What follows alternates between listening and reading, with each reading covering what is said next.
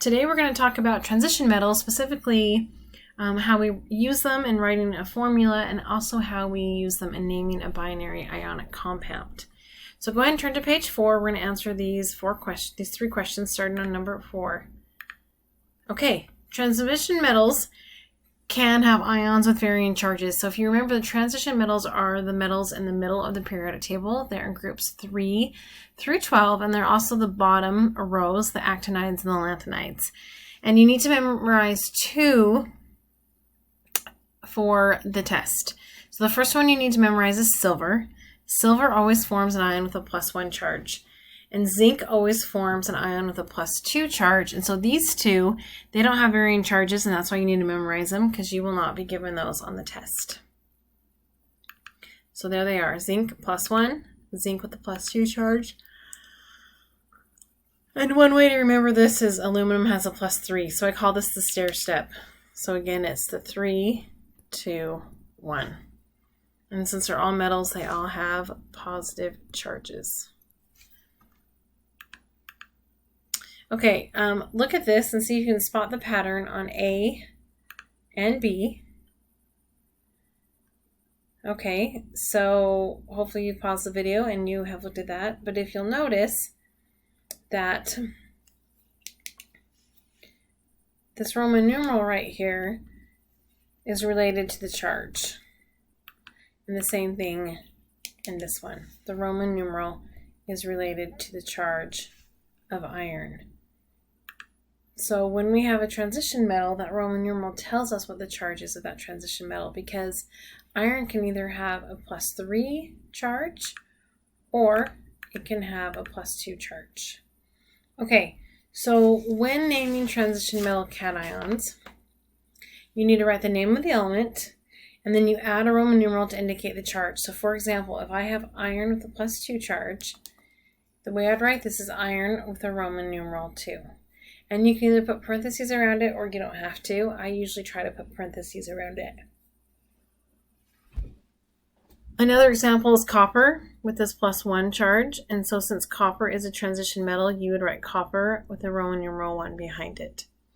So if you're doing a formula from a name, here's what you would look at. You would say iron 3, that's your cation.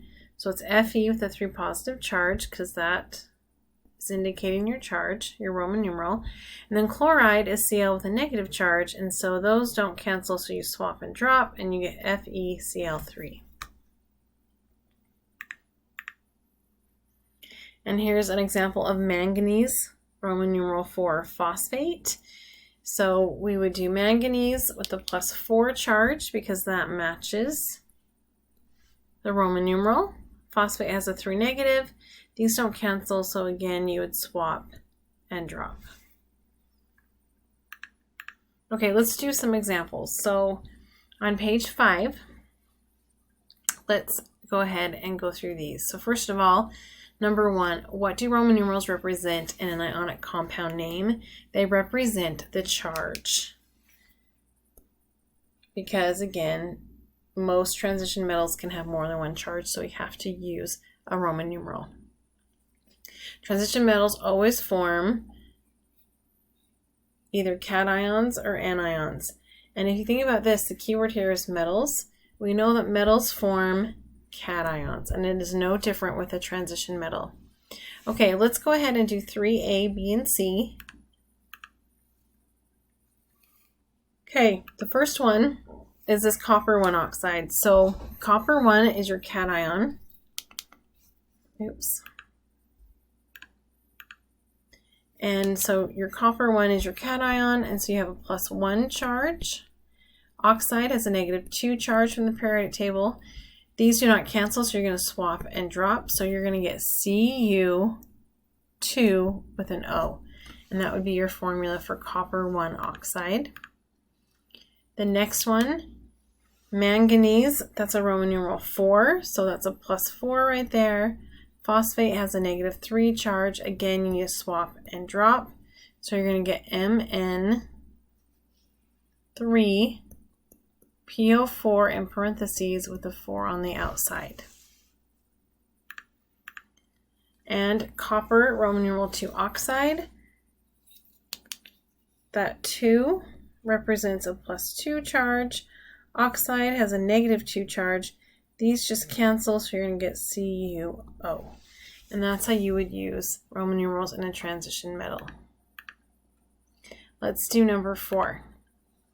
So on number 4, this time we're going from a formula to a name. So what we would do with this is what we do is unswap and drop. So this 3 right here originally came from arsenic, and you can check that because arsenic's on the periodic table and it's in group 15, so it has a -3 charge.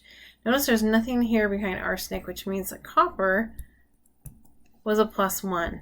So we've got a +1 and a -3. And because copper is a transition metal, we have to show that with Roman numerals. So we would write copper, Roman numeral 1, and then since arsenic is on the periodic table, we would change that ending to arsenide. So this is copper 1 arsenide. Okay, this next one, again, we're going to unswap and drop the charges to figure out what's happening. This 4 is outside the parentheses, so that came from titanium. And this 3 came from phosphorus. And again, you can check that because you have the polyatomic ion sheet. So titanium is a +4, phosphate is another -3. So when you write this, you're going to write titanium.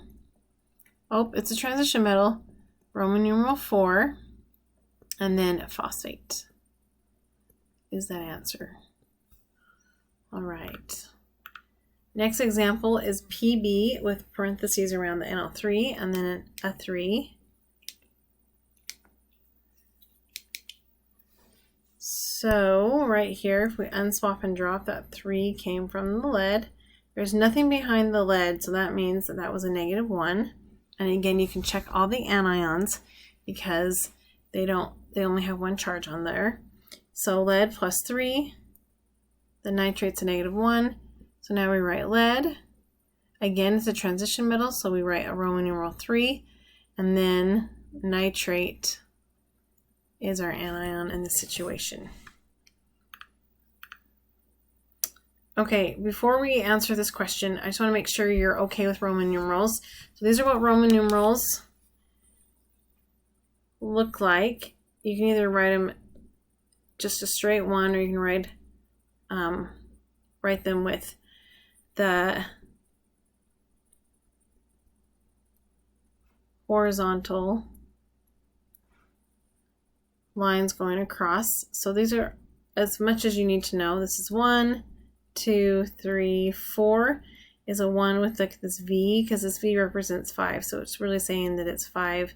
We're subtracting the 1 from it to be 4. And then let me make this one look better. It's just a V. It's 5. Okay, go ahead and take a moment to answer this question. Okay, there you go. The answer is CuCl2. Take a moment to answer this question. Okay, and this answer is manganese, Roman numeral 4, phosphate, because again, we unswapped and dropped, so that came from right there. That's how we could tell manganese had a +4 charge. Okay, that is it for transition metals. You do have a whiteboard review practice if you would like to do that. It is on this page on Canvas. Okay, take care. Thanks. Bye.